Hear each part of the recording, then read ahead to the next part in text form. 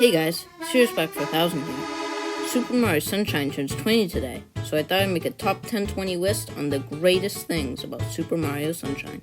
Cause let's be honest, this game is pretty underrated. And yes, it was rushed and has many glitches and was disliked, but in my opinion, Sunshine was fantastic. But without further ado, let's get into my list of the top 20 greatest things about Super Mario Sunshine. Number 20, Piantas. I mean, what else do I have to say? These guys are goofy, lovable, and even sometimes stupid. But Piantas are awesome and great to be around, especially the Chucksters. Number 19, Washing Goop. Look, I know a lot of people are disappointed with Mario becoming a felon and having to clean an island, but you have to admit, washing goop is very satisfying. In fact, sometimes I find myself just running around spraying goop. There was also that one level in Serena Beach where all you do is spray goop. Number 18, stupid but funny voice acting. Super Mario Sunshine was one of the only Mario games to actually have voice acting. Only thing is, it was very cringe. But that's what makes it so great. It was stupid but funny. And Bowser's voice is just a joke. Listen to this. Mario! How dare you disturb my family vacation? Like, why does he sound like Cookie Monster? Number 17, updated Mario model. So in Super Mario 64, we got this great nostalgic Mario model. However, in Sunshine, the model looks much cleaner and better overall. I don't like that textured mustache. Number 16, beta enemies. There were some pretty cool and interesting beta enemies for Sunshine. One was the Cug, who looks a lot like a Goomba, but was of course replaced by a strolling stew. There was also the Hinokuri, who would poop strolling stews. They also had skull masks and a strange eye on their head. Gooper Blooper was also originally going to be dark blue. Number 15, new enemies. Super Mario Sunshine brought a whole lot of new enemies to the table, so let's go over them all right now. We got the Cataquack, Chain Chomplet, Electro Koopa, Clamber, Pokesprout, Polluted Piranha Plant, Red Boo, Snooza Koopa, Strollin' Stew, Swoopin' Stew, Tramplin' Stew, and Wind Duppy. I always like it when Nintendo brings in new enemies. Number 14, beautiful water. I don't even have to speak for this one. Just look at the water. Number 13, a plot? While most Mario games just have a quick intro cutscene and then the game begins, Mario Sunshine actually has an interesting plot. Shadow Mario vandalizes Isle Delfino and Mario is charged guilty of it and gets thrown in jail. And then we learn that Shadow Mario is just Bowser Jr. in disguise. Number 12, Yoshi. At the end of Super Mario 64, you can use a cannon to visit Yoshi on the roof. After that, he commits suicide. But in Sunshine, if you complete Episode 4 of Peanut Park, you can ride Yoshi and spit juice? Anyway, this is the first 3D Mario game to actually be able to ride Yoshi, which some people mistake for Mario Galaxy 2. Number 11, Bowser Jr. When Super Mario Sunshine was released, people got to see Bowser Jr., who was Bowser's son. And as time went on, Bowser Jr. kept appearing in more and more Mario games, and eventually became a fan favorite. In Sunshine, Bowser Jr. keeps saying that Peach is his mom. We don't really know who his mother is, but my theory is that Bowser cloned Bowser Jr., which explains why Baby Bowser and Bowser Jr. look so alike. Number 10, references and hidden details. Serena Beach has a cool reference to, believe it or not, Stephen King's The Shining.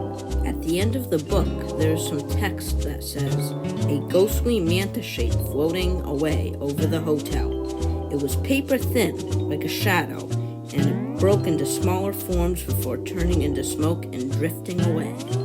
There's also the fact that Egad is mentioned to the game previous, Luigi's Mansion. Isle Delfino, translated from Italian, is Isle Dolphin, which makes sense since the island is shaped like a dolphin. All of the level names through which you play are also Italian translations. There's also an early Goop map for Noki City, but the Japanese text at the top reads stupid because water washes away Goop, and Noki City is underwater. Number 9, shaped levels. I find it cool how Serena Beach is shaped like a GameCube controller, which is a system Mario Sunshine came out on. And also, Pina Park is shaped like a fin, because Pina translated from Italian is fin. Number 8. Secret courses. Throughout all the levels on Isle Delfino, there are at least 1 or 2 secret courses. My favorite by far is the Shell secret from Noki Bay. Some others are questionable? We learn it. Now all we gotta do is No! No! No! Why? What happened? What happened? What happened? What happened? What happened? What happened? This game controls pretty well, but then you play the pachinko machine level. What on earth happened here? No, this is the one. You got it. Just be patient. Take your time with it. Okay. Is my jump button broken? But secret courses are still a cool addition to the Mario series. Number 7. Glitches. You know what they say. Sometimes mistakes are good. Super Mario Sunshine was rushed in development, which is why lots of Mario fans hate it. But since the game was rushed, it can be broken a lot more than other Mario games. For example, you can run under Delfino Plaza, walk underwater, and of course we can't forget about the infamous rocket storage. This is so fun, I swear. And this is just the tip of the iceberg of the many glitches that can be done. Number 6. More alive than 64. It's no doubt that Super Mario 64 had this creepy liminal space type feeling. There are only like 3 or 4 toads in the castle. The enemy designs were uncanny, and the whole atmosphere just felt off. And if you felt creeped out by this, the good news is that Sunshine is the exact opposite. There are plenty of NPCs to talk to, the levels are more vibrant, and the music makes you feel more relaxed and welcome. Even Serena Beach, but more on that later. This also sort of ties back to number 20 about the Piantas and how the game just feels more like a Mario game. Number 5. Connected levels. Wherever you may be on Delfino Plaza, if you look out into other areas, you can see other levels in the game. This really helps to tie all of the levels together on one island, and also shows you a little sneak peek for future levels. Also, Corona Mountain can be seen from all locations. Number 4. The music. Soundtracks are what make Mario games so great and nostalgic, and Sunshine is no exception. Composed by Koji Kondo, who's an actual god by the way, thank you Koji, Super Mario Sunshine has an absolutely amazing and catchy soundtrack, especially Delfino Plaza, which is just a masterpiece. The music really captures the environment and struggle of what you're going through. Also, I like how Bianco Hills, Rico Harbor, and Gelato Beach are all just remixes of Delfino Plaza, but still manage to have their own theme. Just the little touches. Number 3. Amazing bosses. When it comes to Mario bosses, Sunshine brought creativity and new ways of fighting bosses, which all include using FLUDD. One in particular is Mouth, where you have to clean his teeth with the hover nozzle. That's genius! Now let's take a look at Super Mario 64's bosses.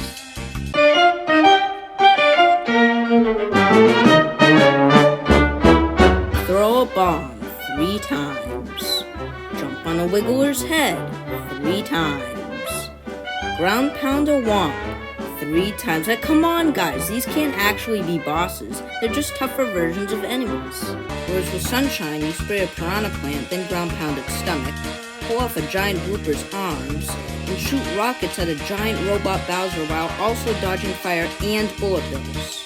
I'm not hating on Mario 64, it's just that people don't give credit for Sunshine's bosses that they deserve. Number 2. Improved moveset. Mario Sunshine has a lot of unique moves that Mario can perform. There was of course the triple jump and backward somersault, which were present in 64 too, but there's also infinite diving.